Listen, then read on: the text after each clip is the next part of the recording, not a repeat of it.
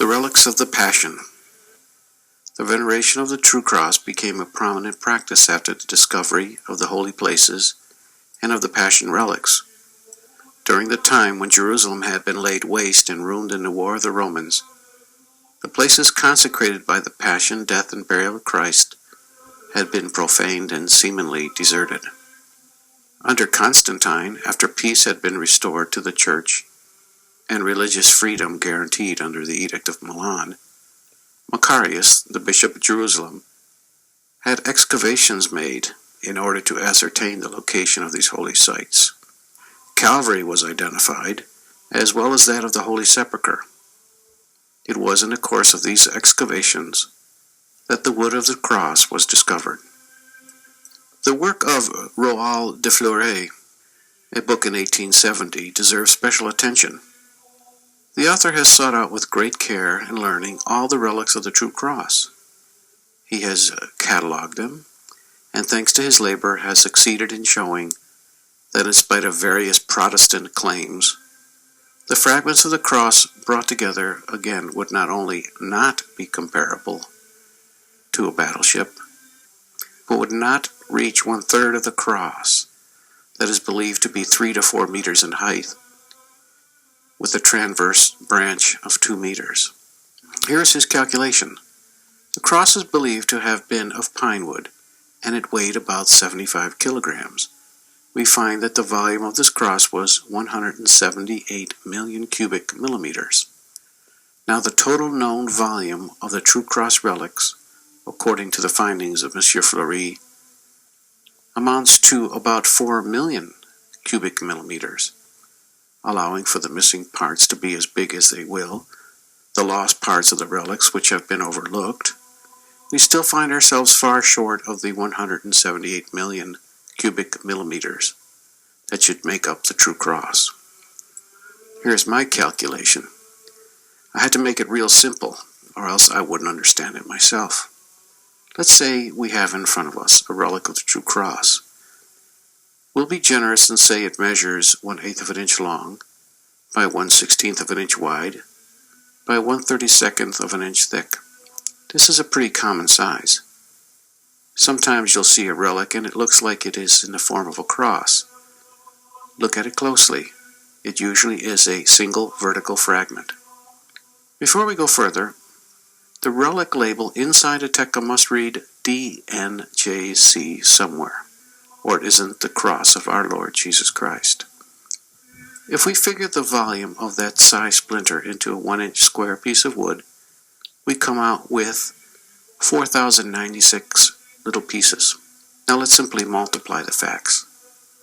There are 1,228 relics, or little pieces, in a 3-inch cube, 36,864 little pieces in a 3x6 piece of wood, 73,728 relics in a 3x12 piece, and finally 147,456 little tiny relic pieces of the true cross that would measure 6 inches by 9 inches by 12 inches. Well, it's done that way. It's not that hard to believe. I'm going to go out on a tangent for a moment. I seem to do that a lot. Often when speaking, I'll appoint someone in the crowd to remember what I was talking about when I got sidetracked. Oftentimes people will outright question the possibility that a relic could have existed from 2,000 years ago. They are not questioning the ecclesiastical authority outright.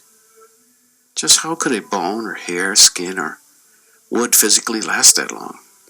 For one of my talks at a museum in Los Angeles, I prepared myself. I bought some bones of an Apatosaurus. For the old-timers, it used to be called a Brontosaurus. The dinosaur was 70 to 90 feet long, 10 to 15 feet tall at the hips, and weighed between 33 and 38 tons. It lived in the late Jurassic period, about 150 million years ago, and fossils have been found in Colorado, Oklahoma, Utah, and Wyoming. No one questioned the artifacts even though they were 150 million years old. No one had any family, friends, or relatives acquainted with dinosaurs. Scientists believe that man did not even coexist with dinosaurs.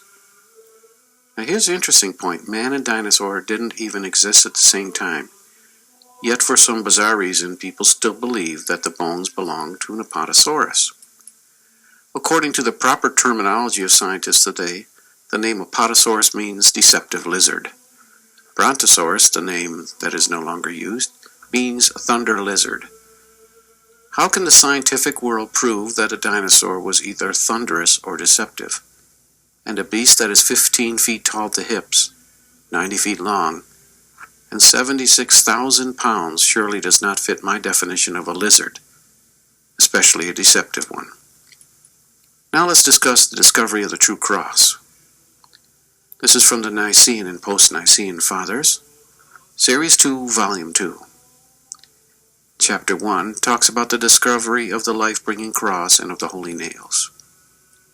St. Helen's zeal for Christianity made her anxious to find the wood that formed the true cross, but it was no easy matter to discover either this relic or the Lord's sepulchre, because the pagans had concealed the spot under much heaped-up earth, and elevated what was quite depressed, and to better conceal them, they enclosed the entire place of the resurrection and Mount Calvary within a wall, and had ornamented the whole area and paved it with stone.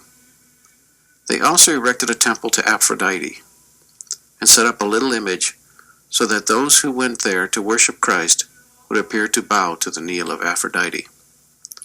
In spite of their trickery, the sacred place was discovered, and the fraud about it so zealously maintained was detected. Some say that these facts were first discovered by a Hebrew who dwelt in the East, and who derived his information from some documents which had come to him by paternal inheritance. But it seems more practical that God revealed the fact by means of signs and dreams.